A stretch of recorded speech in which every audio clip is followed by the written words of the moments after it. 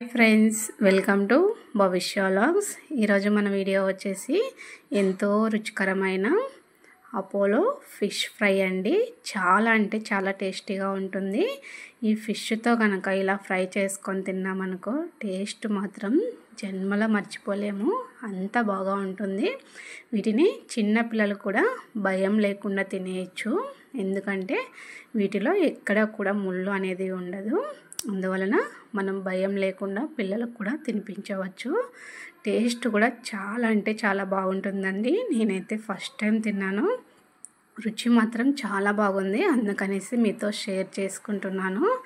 చూసారు కదా, ఇలా ఉంటాయి ఈ ఫిష్ అనేది. పైన చూసారా ఇలా ఉంటుంది స్కిన్.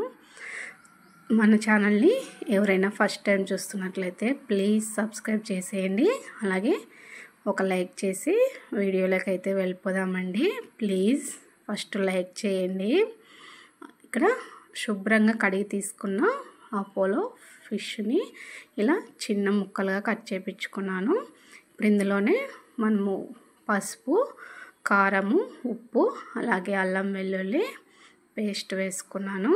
అలాగే మనకి దీనిపైన కోటింగ్ లాగా కార్న్ఫ్లోర్ని కూడా కొద్దిగా వేసుకున్నాను. అలాగే కొద్దిగా ధనియాల పొడి, ఫిష్ ఫ్రై మసాలా పౌడర్ని వేసుకున్నానండి. చాలా సింపుల్గా తక్కువ ఇంగ్రీడియంట్స్తోనే, ఇక్కడ మైదా ఏమీ కూడా అవసరం లేదు. మనకి కావాలంటే ఎగ్గును కూడా వేసుకోవచ్చు. అలాగే పైన మనకి బాగా కోటింగ్ ఉండాలనుకుంటే, మనం ఎక్కువగా కావాలనుకుంటే మసాలా కొద్దిగా మైదాను కూడా మిక్స్ చేసుకోవచ్చు.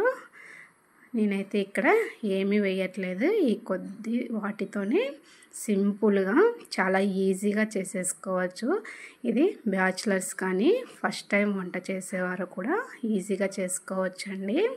ఇప్పుడు ఇందులోనే కొద్దిగా నిమ్మరసము, అలాగే కొద్దిగా ఒక 2-3 డ్రాప్స్ వాటర్ని వేసుకొని ఇలా ముక్కలకంతా బాగా పట్టేలాగా మసాలానంతా అప్లై చేసుకోవాలి. ఇప్పుడు వీటన్నింటినీ ఒక ప్లేట్లో తీసేసుకుందాము.